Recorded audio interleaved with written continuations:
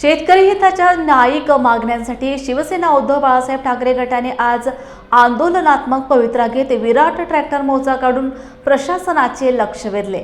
यावेळी महायुतीच्या विरुद्ध प्रचंड नारेबाजी करण्यात आली। शेतकरी हिताच्या मागण्यांसाठी हा मोर्चा काढण्यात आलाय। मान्यवरांच्या भाषणानंतर जिजामाता व्यापार क्रीडा संकुल येथून मोर्चाला सुरुवात झाली।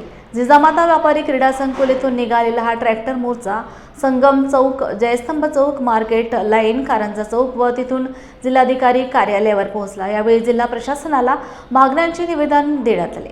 महायुती सरकारने विधानसभा निवडणुकीपूर्वी आश्वासनांची खैरात केली होती, परंतु दिलेली आश्वासने हवेतच विरली।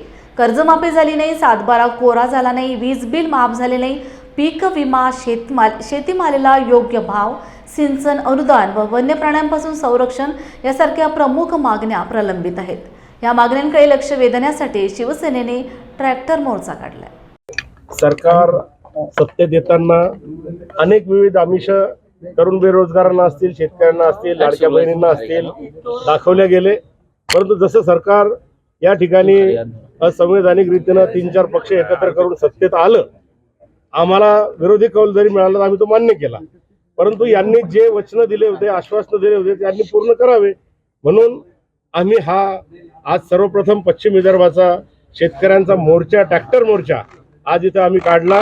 आणि मला वाटत नाही मागच्या लोकसभेच्या निवडणुकीमध्ये यांनी हा संवैधानिक मार्गाचा वापर केला, विधानसभेच्या मार्गात निवडणुकीच्या वेळेस या संवैधानिक मार्गाचा वापर केला आणि यश त्यांनी मिळवलं।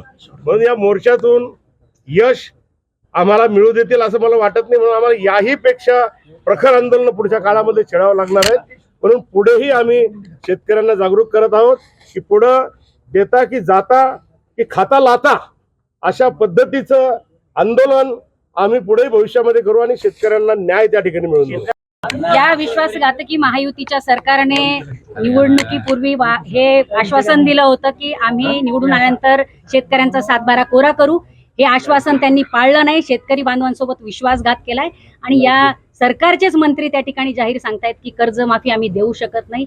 ही सरळ सरळ धोकेबाजी आहे। या धोकेबाज सरकारच्या विरोधामध्ये आज बुलढाणा जिल्ह्यामध्ये हजारो शेतकरी बांधव हे ट्रॅक्टर घेऊन जिल्हाधिकारी कार्यालयावर आलेले आहेत।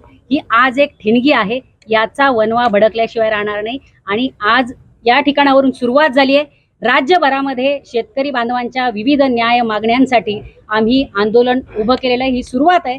आपण जर मागण्या मान्य केल्या नाही राज्य सरकारने तर निश्चितच आधी सांगितल्याप्रमाणे त्यांना पायउतार व्हावा लागेल, त्यांना शेतकऱ्यांच्या, कष्टकरी बांधवांच्या रोषाला सामोरं जावं लागेल।